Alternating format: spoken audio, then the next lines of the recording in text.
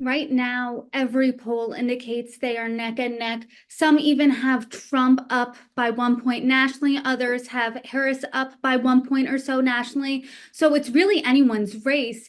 What is each candidate's biggest weakness, and what do they need to do on the debate stage tonight to perhaps solidify their base, perhaps change voters' minds? What do they need to do? Well, what Kamala Harris has to do tonight is project some measure of strength and certainty. And that's not a given. I think those are the question marks about her. The poll numbers for her have softened, as you know, in the last week. They've come down to earth a bit. So I think it's now time to try to show the American people a second act, a second piece of her maybe they can't appreciate. In terms of Donald Trump, I think it's really important that he stays somewhat on message. He's not going to be completely on message, but somewhat on message because the message really works. It's not about policy, it's about the impact of policies.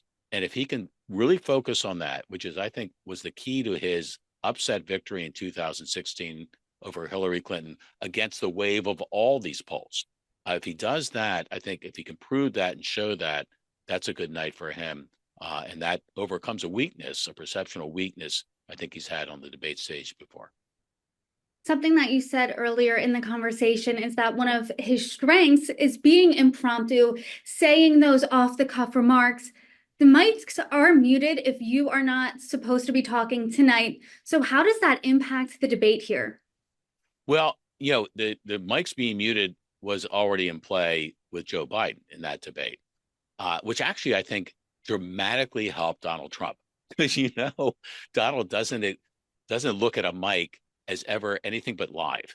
He wants everyone to hear everything he's saying at all times, even if it's not his turn to be saying that. So I think that actually helps Donald Trump a lot. It helps discipline, you might say, the perception of his performance. But this is going to be live theater. This is the kind of thing we all hope for in, you might say, in entertainment as well as politics. Something that isn't necessarily going to go according to script. It's like a sporting contest. It's like a Super Bowl with two evenly matched teams. What's going to happen? What's the big play going to be? I think there's going to be a reaction to this debate. I think the debate will count in this election. However, if you look at past elections, even with a post-debate bounce, it usually was not definitive. In this case, with razor-thin margins in the swing states, which is the only polls that count, it's not the national, it's the swing states, which also are all margin of error. This could have a real impact on motivating or depressing the votes, the swing votes that both sides need. To your point, then, who do you think has more to lose? I think Kamala Harris. I think Donald Trump, again, the perceptions of Trump are fairly hardened.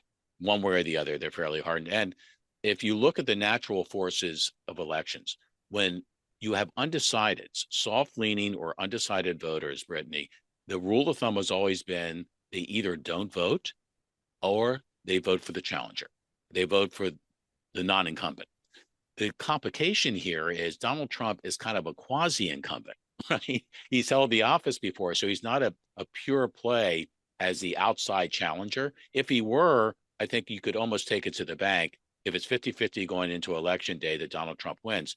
But because of that kind of asterisk, I think it's not so clean or obvious where those undecided voters may go and why.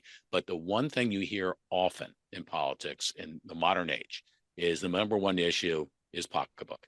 And on the pocketbook front, the challenger here, because he doesn't own the last 3.5+ years, has the advantage. If that is felt and understood by the swing voters in America, I think that will be definitive by the time we hit November.